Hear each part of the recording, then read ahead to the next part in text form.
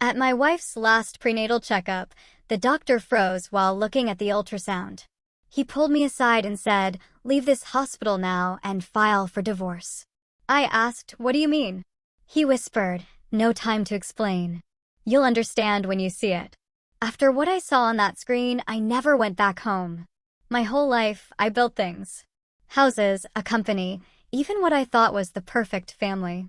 But what I didn't realize was that while I was laying brick, someone else was laying a foundation of lies right under my feet, and when the truth finally hit, it didn't just crack my world, it shattered it into a million pieces. My name is Jared, and for years, I built everything with precision, dedication, and an unwavering commitment to excellence. You know, like a fortress. At 38, I own Cedar Falls' most successful construction company, employing over 200 people, working across 3 states. My hands, calloused and rough, told the story of a man who started with nothing, scraped his way up from a day laborer to a millionaire contractor. 15 years ago, I married Angela Moody. Everyone in town called her the catch blonde, ambitious, from an old money family that had, honestly, run dry generations ago, but the Moody name still carried weight. To outsiders, our marriage was perfect. Angela played the part of the successful businessman's wife flawlessly, organizing charity events, keeping our sprawling Maple Ridge estate immaculate. But over the years, I started to feel a shift, a coldness in her touch, those unexplained disappearances for hours, expensive purchases that never seemed to match an occasion. Our son, Trevor, was 14, and he was the light of my life. That kid, he got my work ethic and his mom's sharp intelligence. He excelled in everything, academics, sports. I coached his baseball team, and every weekend, we'd be out in the garage, building things, a tradition his mom had long since opted out of. Then, 6 months ago, came the surprise, another pregnancy. After 14 years and multiple miscarriages, we'd just assumed Trevor would be our only child. My reaction was pure joy, but Angela? She seemed distant, anxious.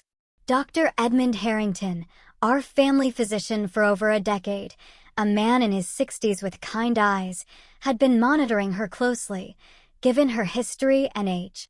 Sitting there in his waiting room, I couldn't help but reflect on how utterly different this pregnancy felt. With Trevor, she'd been glowing, excited about every little milestone. This time, it was like a burden. She'd stare off into space, a worried expression she'd just wave off as hormonal anxiety. Even Chuck Lake, my business partner and best friend since high school, he'd noticed it too. Chuck handled the financials, I handled the operations. Just last week, over our usual Friday beer, he'd said, "Something's not right with her, man." Sarah saw her at the coffee shop on Main Street, deep in conversation with some guy she didn't recognize. When Sarah waved, Angela practically jumped out of her skin. I'd brushed it off then, but the seed of doubt, it was planted. Her behavior just got more and more erratic, coming home late from shopping trips with no bags, taking private phone calls, showing almost no interest in getting ready for the baby. That morning, before the appointment, she was unusually quiet, barely touched her breakfast, nervously checking her reflection. When I suggested we grab lunch to celebrate our healthy baby, she just nodded, no enthusiasm at all. Now, as I waited for her to come out of that examination room, I tried to push away this gut-wrenching feeling that something was terribly wrong. I built my success on trusting my instincts, and every single one of them was screaming that my perfectly constructed life was about to crumble. And I had no idea how far it would fall. Inside that examination room, it felt smaller than usual. Angela lay there, her shirt pulled up, exposing her rounded belly. The gel was cold against her skin, but it was nothing compared to the icy fear running through her veins. She'd been dreading this for weeks. She knew modern ultrasound tech would reveal what she'd been desperately trying to hide. The affair, you see, it had started so innocently. 8 months ago, at a charity fundraiser, she met Marcos Jennings, a smooth-talking real estate developer, 32, dark hair, charming smile. Not like me, always covered in construction dust, talking about building codes and job sites. Marcos wore expensive suits, spoke of international investments, luxury developments. Angela had felt trapped in Cedar Falls for years. While I was content building my empire in our small town, she'd always dreamed of something bigger: city life, sophisticated social circles, a different kind of wealth, one that bought respect, not earned it through calloused hands and honest work. Marcos pursued her relentlessly after that first meeting. Expensive flowers, delivered when I was at work. Text messages filled with poetry, promises of a life beyond the confines of small-town America. He'd rented a luxury suite at the Grandview Hotel, 40 minutes outside town, where they'd meet twice a week for passionate encounters that made Angela feel alive in ways she'd long forgotten. The pregnancy, though, that was an accident. A moment of carelessness, when passion just completely overrode common sense. By the time Angela realized what had happened, it was too late for the quiet solution she'd initially considered. The timeline was wrong. Dangerously, terrifyingly wrong. She'd been with Marcos 3 weeks before the last time she'd been intimate with me. Dr. Harrington moved the ultrasound wand across her belly, his expression growing more and more troubled. Angela couldn't see the screen, but she watched his face, the furrow of his brows, the thin line of his lips. "Is everything all right?" she managed to ask, trying to keep her voice from shaking. The doctor didn't answer immediately. He was running dates in his head, cross-referencing the baby's development with the conception timeline Angela had given months ago. The measurements were off. Significantly off. This baby was conceived at least 3 weeks earlier than she claimed. In 40 years of practice, Dr. Harrington had seen this kind of situation before. The awkward silences, the nervous wives, the trusting husbands in the waiting room with excited smiles.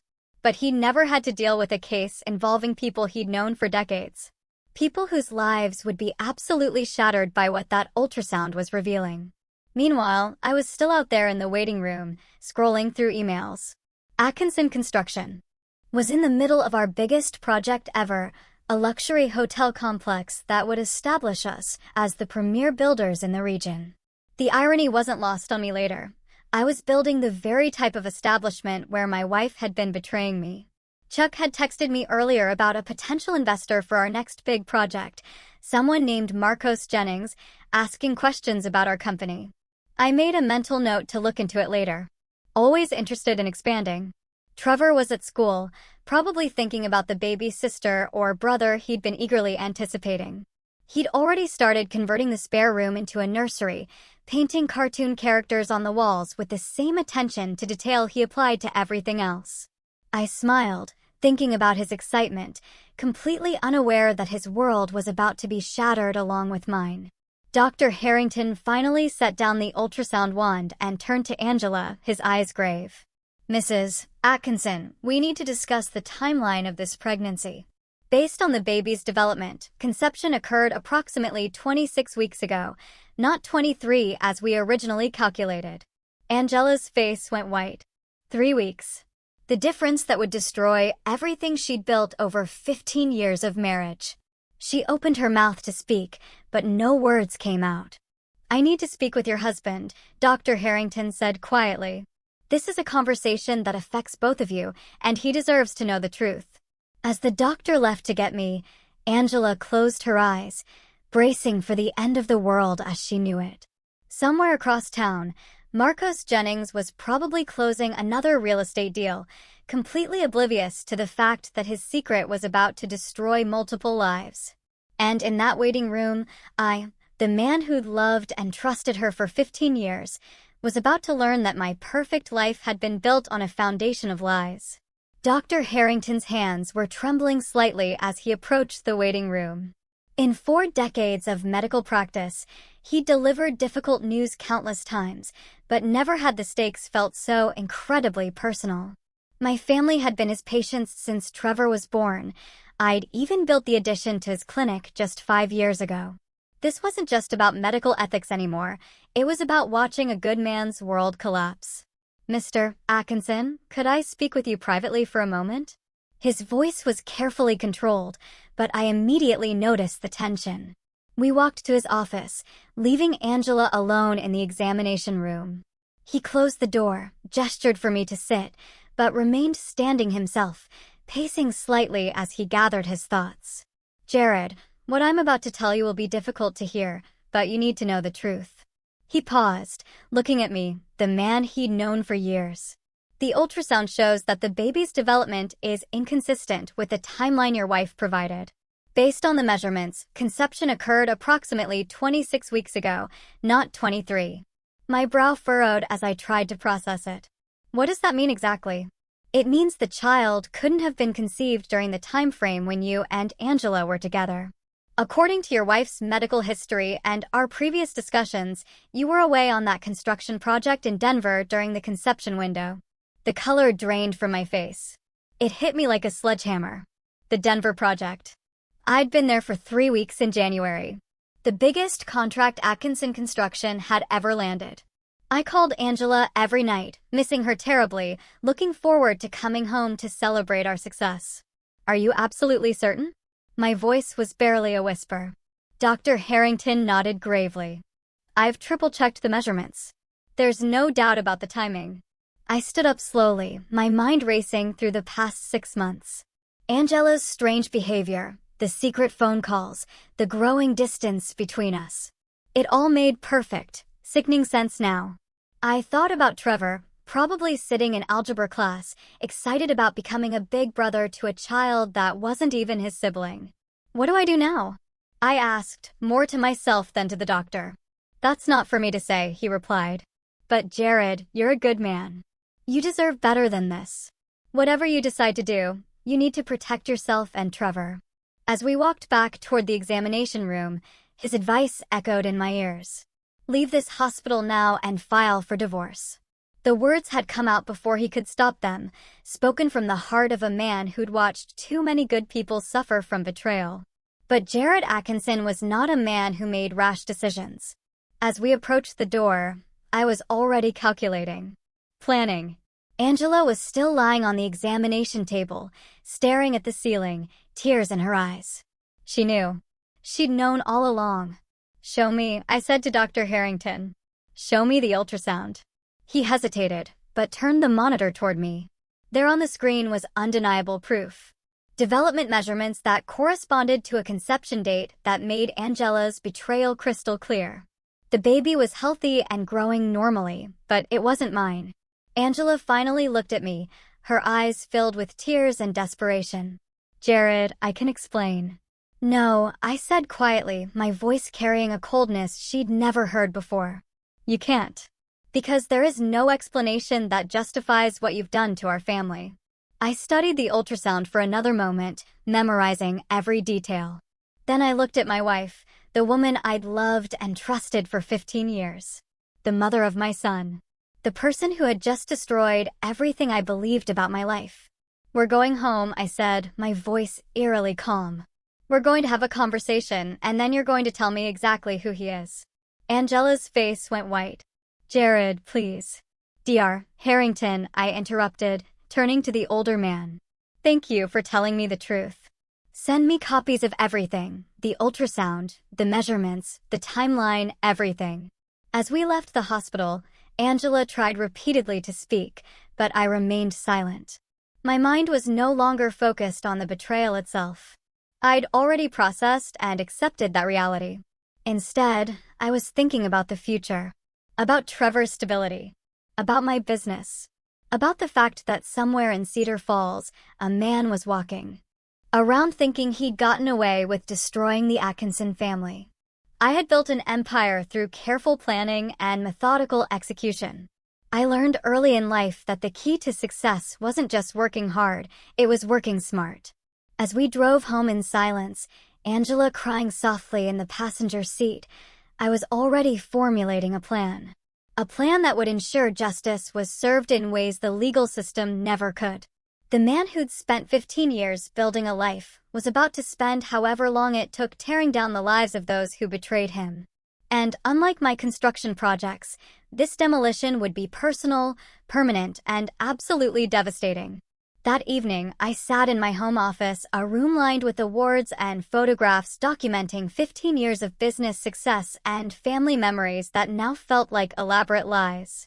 Angela had retreated to our bedroom, claiming a headache, while Trevor worked on his homework, blissfully unaware that his world had shifted off its axis.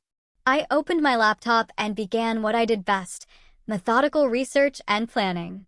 My first search was for Marcos Jennings. It didn't take long to find information about Cedar Falls' newest predator. Jennings Development Group had a sleek website showcasing luxury properties across the state, with Marcos featured prominently as the charismatic CEO who brings dreams to life through visionary real estate development. The man was handsome in a polished way that I found immediately repulsive. All white teeth and expensive suits. The kind of person who'd never worked an honest day in his life.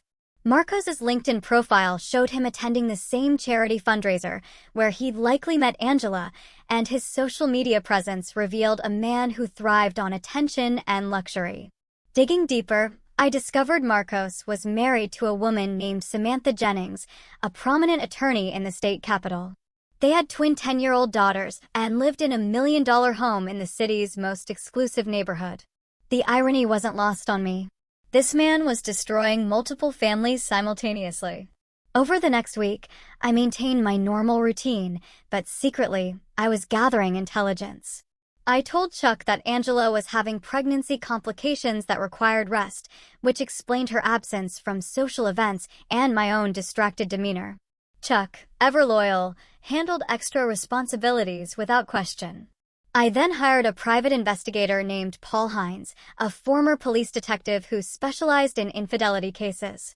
Paul was discreet and thorough, exactly what I needed.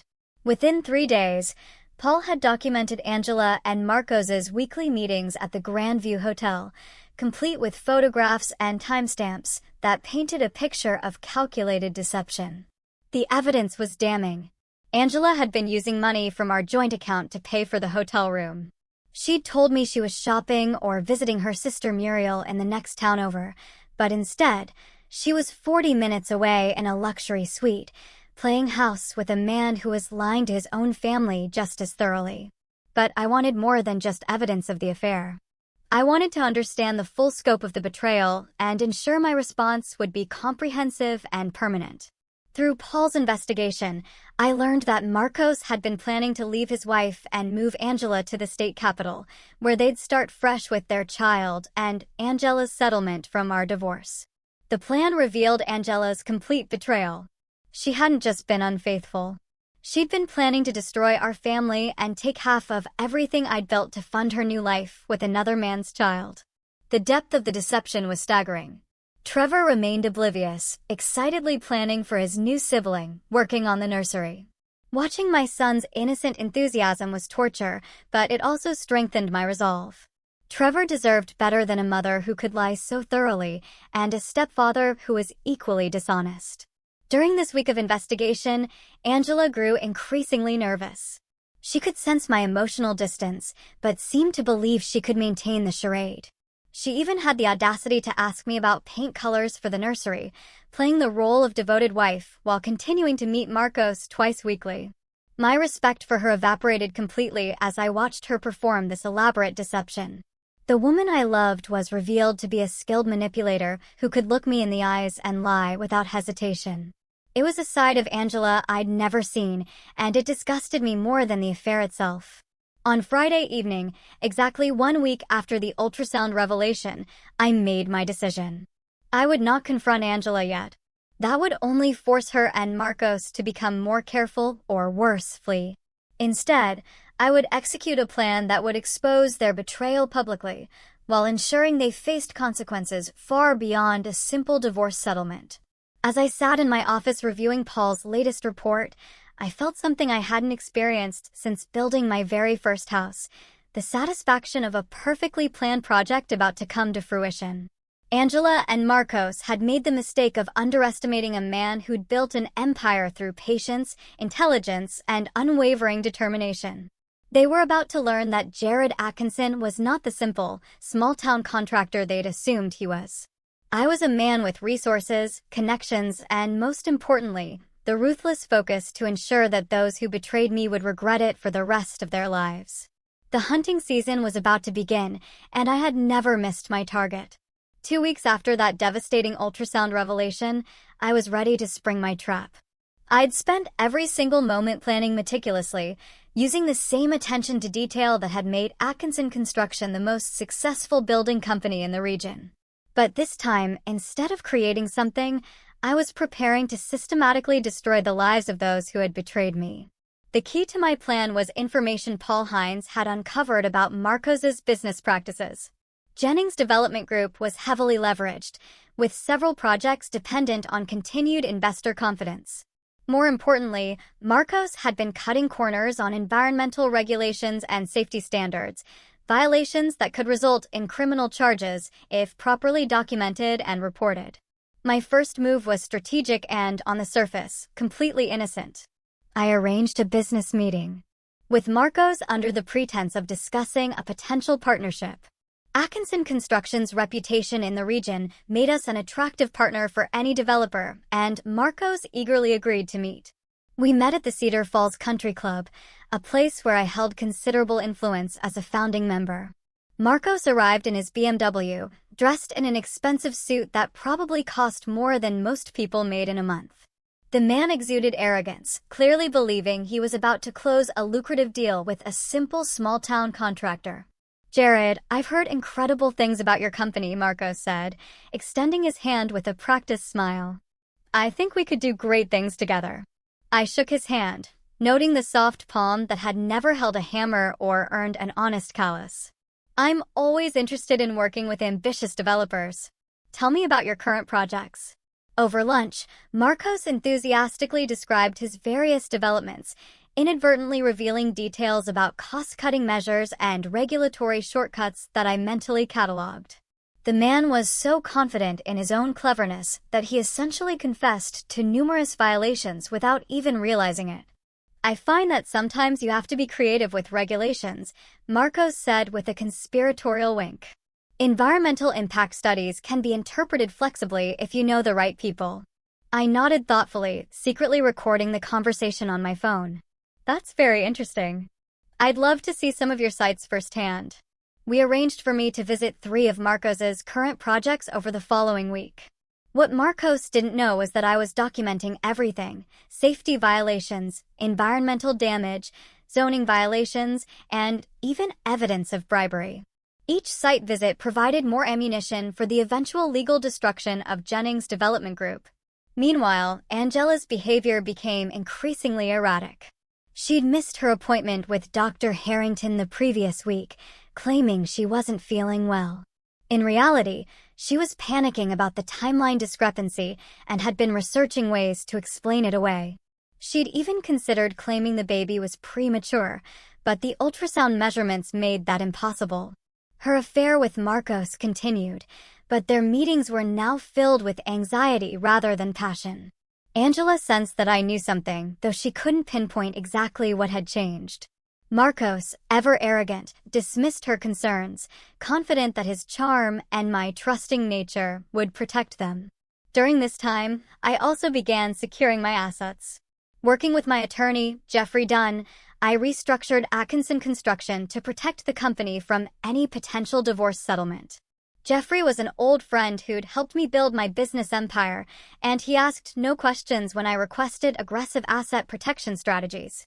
"Jared, if you're concerned about liability issues, we can create a more complex corporate structure," Jeffrey suggested during one of our meetings. "Do it," I replied. "I want everything protected. The house, the business, Trevor's college fund. Everything." Trevor remained a bright spot in my increasingly dark world. The boy continued working on the nursery, painting cartoon characters with the same precision his father applied to construction projects. Watching my son's innocent excitement was both heartbreaking and motivating. Trevor deserved protection from the chaos that was about to erupt. On Thursday evening, Paul Hines delivered the final piece of evidence I needed. Through careful surveillance and strategic information gathering, Paul had discovered that Marcos was planning to leave his wife, Samantha, within the next month. The plan was for Angela to file for divorce immediately after, claiming irreconcilable differences, and then move to the state capital with the baby once it was born. "They've got it all figured out," Paul reported. Marcos has already put a deposit on a penthouse apartment downtown. Angela's been researching divorce attorneys who specialize in high-asset cases. They think they're going to walk away with half of everything you built. I smiled coldly as I reviewed the surveillance photos showing Angela and Marcos at the Grandview Hotel earlier that week. They're about to learn that some plans don't survive contact with reality. That night, as Angela slept beside me, I finalized my strategy. I would reveal my knowledge of the affair in a way that would maximize damage to both betrayers while protecting myself and Trevor. The timing would be crucial. I needed to coordinate multiple moving parts to ensure neither Angela nor Marcos could escape the consequences of their actions. Phase 1 had been intelligence gathering. Phase 2 had been evidence collection and asset protection. Phase 3, which would begin the following Monday, was total war. And Jared Atkinson had never lost a war he'd chosen to fight. Monday morning arrived with unseasonable warmth for October, as if the universe itself was conspiring to make this the perfect day for destruction. I woke before dawn, as I had every morning for the past 3 weeks. But today felt different. Today, the planning phase ended and the execution phase began. At 7 a.m., I contacted the State Environmental Protection Agency and reported the violations I'd documented at Marcos's construction sites. The evidence was comprehensive: photographs, recorded conversations, documentation of illegal dumping, and safety violations that put both workers and the public at risk. My second call was to the Internal Revenue Service. Marcos had been bragging about tax strategies that crossed the line into fraud, and I had carefully documented every detail. The IRS took such reports seriously, especially when accompanied by substantial evidence. The third call was to Samantha Jennings, Marcos's unsuspecting wife. I had debated this decision, but ultimately decided she deserved to know the truth about her husband's double life. Mrs. Jennings, my name is Jared Atkinson. I have information about your husband that you need to know. Could we meet for coffee this morning? Samantha's voice was cautious, but curious. I'm not sure what this is about, Mr. Atkinson. Your husband is having an affair with my wife, and they're planning to leave their families. I have extensive documentation, and I thought you should see it before making any decisions about your future. The silence on the other end lasted nearly 30 seconds before Samantha spoke again. What kind of documentation?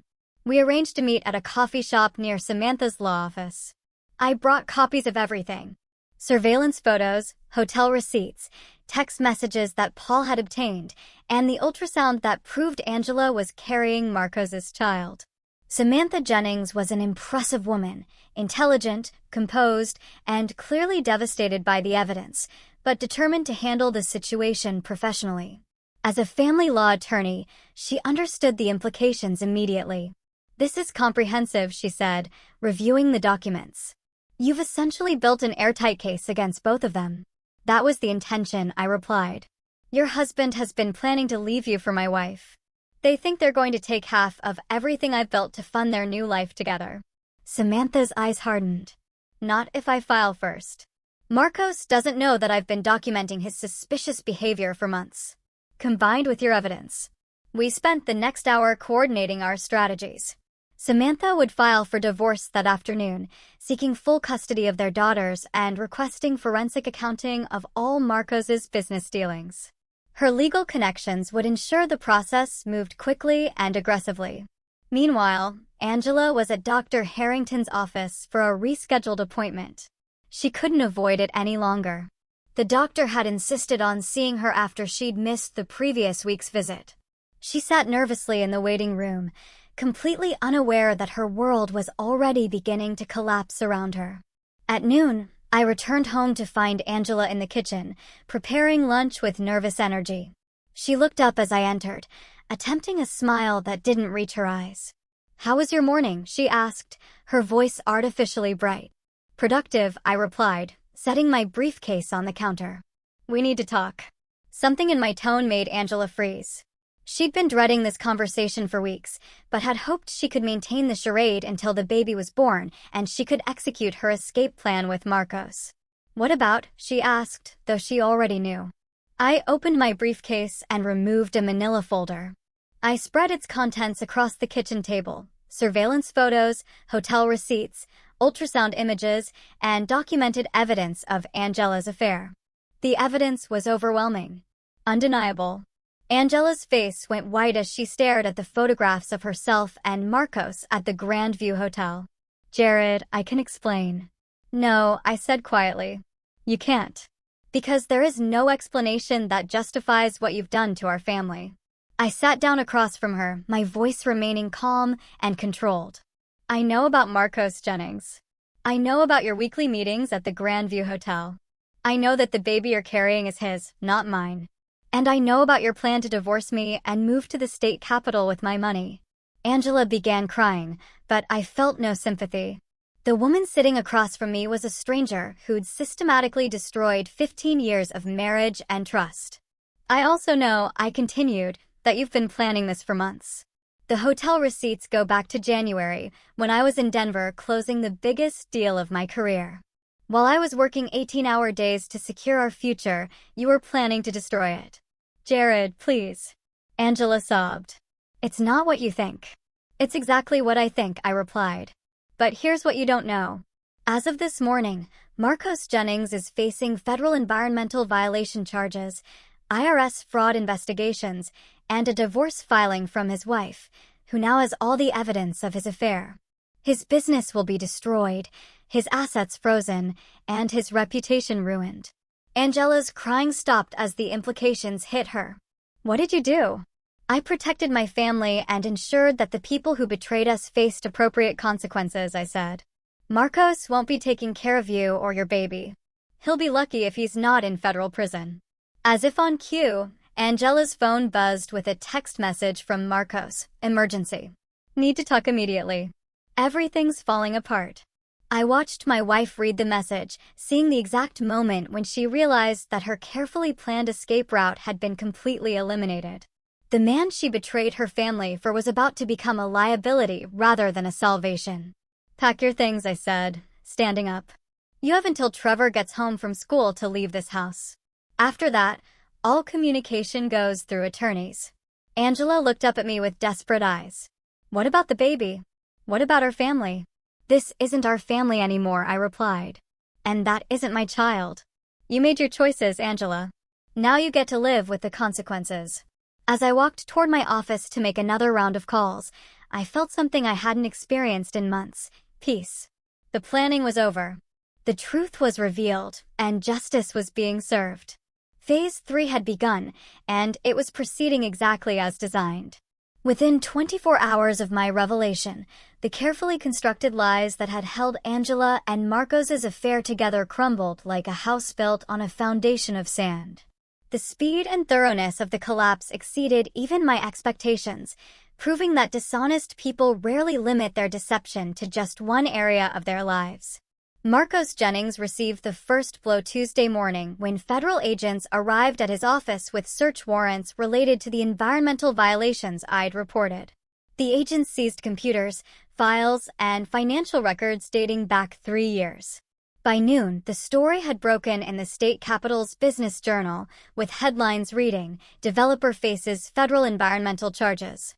The second blow came that afternoon when Samantha Jennings filed for divorce, accompanied by a motion for emergency asset freezing based on evidence of marital infidelity and financial irregularities.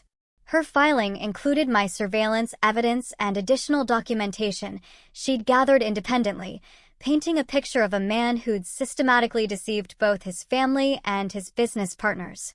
Angela, meanwhile, had spent Monday night at a hotel, calling Marcos repeatedly as she watched their perfect plan disintegrate. When she finally reached him Tuesday evening, the man who'd promised her a life of luxury and sophistication was barely holding himself together. "Everything's ruined," Marcos said, his voice lacking its usual confidence. "The Fed seized everything. Samantha's frozen all our accounts. My investors are backing out. I don't know how this happened so fast." "Jared happened," Angela replied bitterly. "He knew everything. He's been planning this for weeks." "What do you mean, he knew everything?"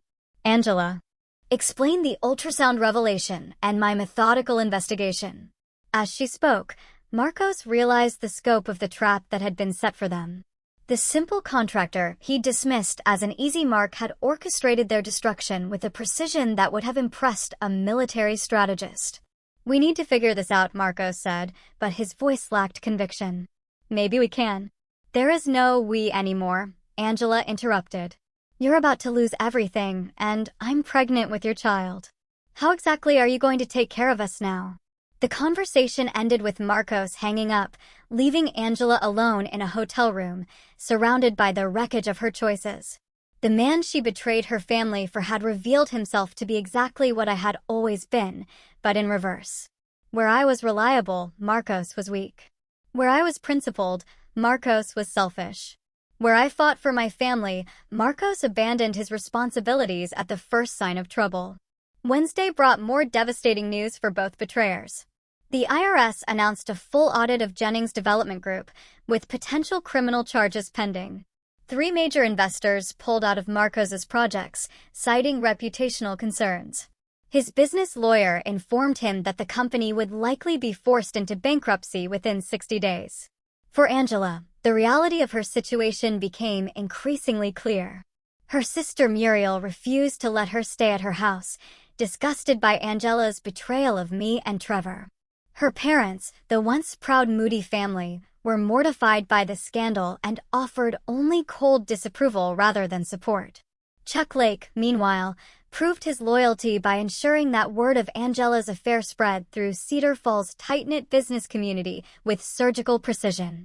By Wednesday evening, everyone who mattered knew exactly what had happened and where the blame lay. Public opinion was overwhelmingly supportive of me and contemptuous of Angela's betrayal. Trevor handled the news with the same maturity he applied to everything else. Though I could see the pain in his eyes. "Is Mom ever coming home?" the boy asked Wednesday night as we worked on a new project in the garage, building a bookshelf for Trevor's room to replace the nursery decorations he'd removed himself. "No," I replied honestly. "But we're going to be fine. We've always been a good team, and that's not going to change." "I'm sorry about the baby," Trevor said quietly. I was really excited about being a big brother. I put down my tools and looked at my son. The one part of my marriage that had been genuine and valuable. "You're going to be a great big brother someday, when the time is right. This isn't about you, Trevor. You did nothing wrong." Thursday brought the final domino in my carefully orchestrated campaign. Paul Hines delivered evidence that Marcos had been embezzling from his own company to fund his affair with Angela. The expensive hotel suite, the gifts, even Angela's shopping sprees had been paid for with money stolen from investors and business partners. The embezzlement evidence was the final nail in Marcos's professional coffin. Within hours of its delivery to federal investigators, warrants were issued for his arrest. He was picked up Thursday evening at his office, led away in handcuffs as local news cameras captured every moment of his humiliation. Angela watched the arrest on the local news from her hotel room, her hand resting on her growing belly as she realized the full scope of what her choices had caused. The man she betrayed her family for wasn't just unfaithful and weak. He was a criminal who'd used her as an unwitting accomplice in his schemes. Friday evening, exactly 1 week after I had confronted Angela with the evidence of her betrayal, I sat in my office reviewing the results of my campaign. Marcos Jennings was in federal custody, facing charges that would likely result in a decade in prison. His business was bankrupt, his assets seized, and his reputation destroyed beyond repair. Angela was alone, pregnant, and facing a divorce settlement that would leave her with minimal assets, thanks to the prenuptial agreement she'd forgotten about and the adultery clause that voided most of her financial protections. Her family had disowned her, her friends had abandoned her, and the man she betrayed her family for was headed to prison. As I closed the files on my desk, I felt the satisfaction of a job completed successfully. The planning had been meticulous, the execution flawless, and the results comprehensive. The people who had betrayed me were facing consequences proportionate to their actions, while Trevor and I were free to rebuild our lives on a foundation of truth rather than lies. Phase 3 was complete. It was time to begin Phase 4, building something better from the ashes of what had been destroyed. 3 months had passed since that ultrasound revelation that changed everything. Cedar Falls had settled into a new normal, one that reflected the consequences of choices made and justice served. Winter had arrived early, blanketing the town in snow that seemed to cleanse the air of the scandal that had dominated local conversations through the fall. Marcos Jennings was serving a 7-year federal sentence for embezzlement and environmental crimes. The prosecution had been swift and merciless, with the evidence I provided forming the backbone of a case that left no room for plea bargaining. The man who had once strutted around in expensive suits now wore prison orange and had aged 10 years in 3 months. His twin daughters lived with their mother, who had successfully claimed most of his remaining assets and moved them to a different state to escape the scandal. Angela had given birth to a daughter in December, a beautiful baby girl she named Cora. The birth had been difficult, both physically and emotionally, as she faced motherhood alone in a small apartment across town, supported only by welfare and the minimal alimony the court had awarded given her adultery. The once proud mayor's daughter now worked part-time at a grocery store, struggling to make ends meet while caring for an infant whose father would be in prison until she was school-aged. The irony wasn't lost on anyone in Cedar Falls. Angela, who dreamed of escaping to a life of luxury and sophistication, had instead found herself trapped in the kind of poverty she'd always looked down upon. Her family had slowly begun speaking to her again, but the relationships remained strained and conditional. The Moody name, once prestigious in Cedar Falls, was now associated with scandal and poor judgment. I, meanwhile, had thrived in ways that surprised even me. The divorce had been finalized in January, with Angela receiving far less than she expected, thanks to the prenuptial agreement and the evidence of her infidelity. Atkinson Construction had landed 2 major contracts in the aftermath of the scandal, as clients appreciated my integrity and the way I'd handled my personal crisis with dignity. Trevor had adjusted to our new life with remarkable resilience.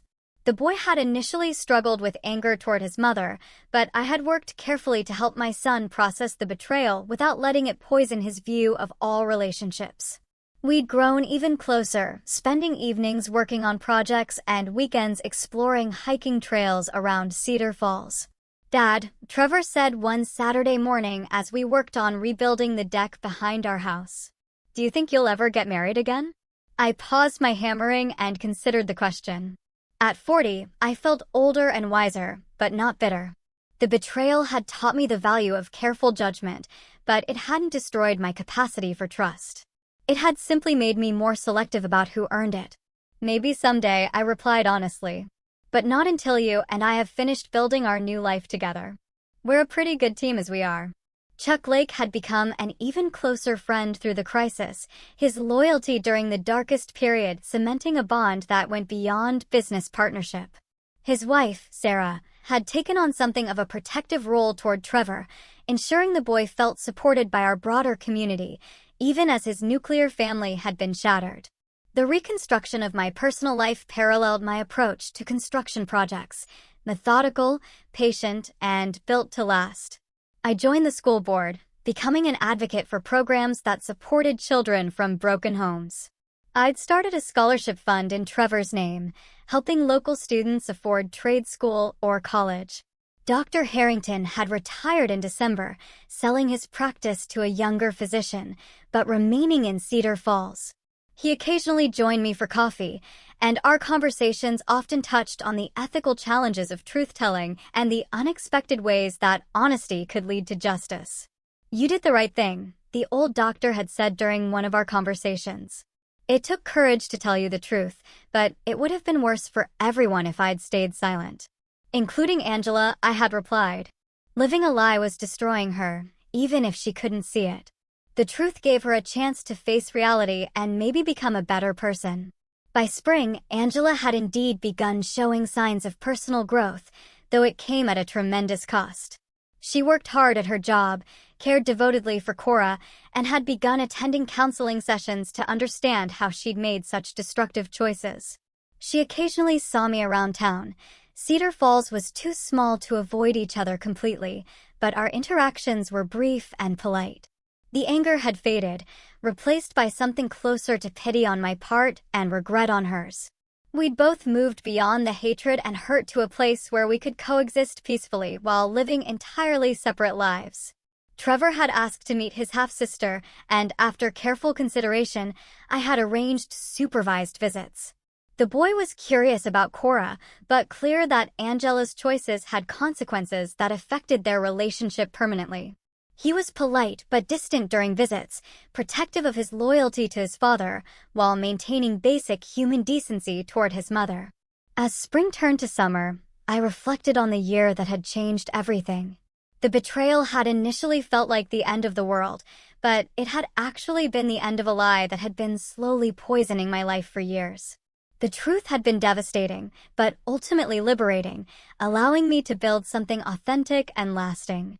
Standing on my rebuilt deck one evening, watching Trevor practice baseball in the backyard, I felt something I hadn't experienced in years: complete contentment with my life as it actually was, rather than as I'd imagined it to be. The foundation was solid now, built on truth, integrity, and the unbreakable bond between a father and son who'd survived the worst together and emerged stronger. 2 years after that fateful ultrasound that revealed the truth, Cedar Falls had fully absorbed the lessons of the Angela Atkinson scandal. The town had moved on with the collective wisdom that comes from witnessing justice served comprehensively and fairly. My story had become something of a local legend, a cautionary tale about the consequences of betrayal and the rewards of integrity. Marcos Jennings remained in federal prison, with 5 years left on his sentence. Reports from his ex-wife Samantha indicated that he'd become a model prisoner, finally facing the reality of his actions and their consequences. His daughters were thriving under their mother's care, having moved across the country, where they could build new lives free from their father's legacy of dishonesty. Angela had continued her slow, arduous journey toward redemption, though it remained a difficult path marked by the consequences of her choices. She'd been promoted to assistant manager at the grocery store, a modest achievement that represented genuine progress in rebuilding her life. Cora was a healthy, happy 2-year-old who brought moments of joy to Angela's otherwise challenging existence. The relationship between Angela and Trevor had evolved into something civil but distant. The boy, now 16 and increasingly mature, visited his mother occasionally, but made it clear that his primary loyalty remained with his father. He'd grown into a young man who embodied my best qualities: integrity, work ethic, and loyalty, while avoiding the bitterness that might have consumed someone who'd experienced such family trauma at a younger age. She made her choices, Trevor had said to me one evening as we discussed whether to attend Angela's graduation from a community college business program. I can respect that she's trying to do better without forgetting what she put us through. We attended the graduation ceremony, sitting in the back and leaving immediately afterward. Angela had looked across the auditorium and nodded in acknowledgement, understanding that our presence represented a form of closure rather than reconciliation. She was grateful for our witness to her small achievement, even knowing that the damage to our relationship could never be fully repaired. I had found love again, though I'd approached it with the careful deliberation that now characterized all my major decisions. Pearl Downing was a widow who'd moved to Cedar Falls to be closer to her adult children. She was kind, intelligent, and shared my values of honesty and hard work. Our relationship had developed slowly over 18 months, with both of us understanding the importance of building something genuine rather than rushing into commitment. Trevor approved of Pearl, appreciating her respect for his relationship with me, and her understanding that she wasn't trying to replace his mother, but rather to add something positive to our lives. The three of us had formed a comfortable family unit that honored the past while building toward the future. Atkinson Construction had grown dramatically, expanding into 3 states and employing over 400 people. The company's reputation for integrity had become its greatest asset, with clients specifically seeking us out because of my character. The scandal that could have destroyed me had instead become proof of my principles and judgment. Chuck Lake had become a full partner in the business, our friendship deepened by the trials we'd weathered together. Chuck's wife, Sarah, had developed a close relationship with Pearl, creating a social circle that supported both couples while respecting their individual needs and boundaries. Dr. Harrington, though retired, remained a respected figure in Cedar Falls, often cited as an example of professional integrity who'd chosen truth over comfort when faced with a difficult situation. His courage in revealing Angela's deception had prevented years of additional deception and allowed everyone involved to face reality and make better choices. Paul Hines, the private investigator who'd helped me gather evidence, had become something of a local celebrity, with other betrayed spouses seeking his services based on his thorough and professional work on the Atkinson case. He developed a reputation for discretion and competence that made him the go-to investigator for sensitive family matters throughout the region. On a warm Saturday evening in June, exactly 3 years after the ultrasound revelation, I stood on my deck, the same deck I'd rebuilt during the darkest period of my life, surrounded by the people who'd proven their loyalty and worth. Chuck and Sarah were there with their children. Pearl was helping Trevor prepare for his senior year of high school. Jeffrey Dunn, my attorney, had stopped by with his family for the barbecue that had become an annual celebration of survival and renewal. As I watched this gathering of genuine relationships built on truth and mutual respect, I reflected on the journey that had brought me to this moment. The betrayal that had nearly destroyed me had ultimately saved me from a life built on lies. The pain that had seemed unbearable had led to growth and wisdom I wouldn't have gained any other way. Any regrets? Pearl asked, joining me at the deck railing as the sun set over Cedar Falls. I considered the question seriously, as I did all questions about the past 3 years. About trusting too much initially? No. About how I handled the truth when I learned it? No. About the consequences that followed? No. I looked across the yard where Trevor was showing Chuck's youngest son how to properly swing a baseball bat, the same patient instruction I had received from my own father decades ago. The cycle of positive influence continued, unbroken by the betrayal that had threatened to poison everything good in my life. The only regret I have, I continued, is that it took a crisis to show me the difference between the life I thought I wanted and the life I actually needed. But even that wasn't really a mistake. It was an education. As the evening wound down and our friends departed, I felt the deep satisfaction that comes from surviving the worst and building something better from the wreckage.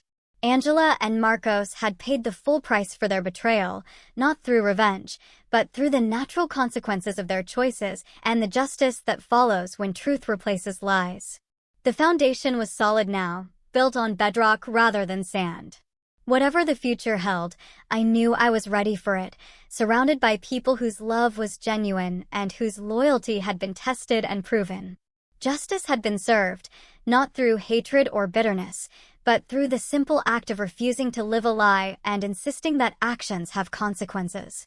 In Cedar Falls, the story of Jared Atkinson had become more than local legend.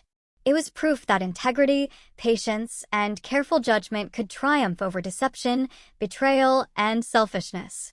The man who'd lost everything had gained something more valuable, a life built on truth, surrounded by people worthy of trust, and anchored by the unshakable knowledge that he'd faced the worst and emerged victorious.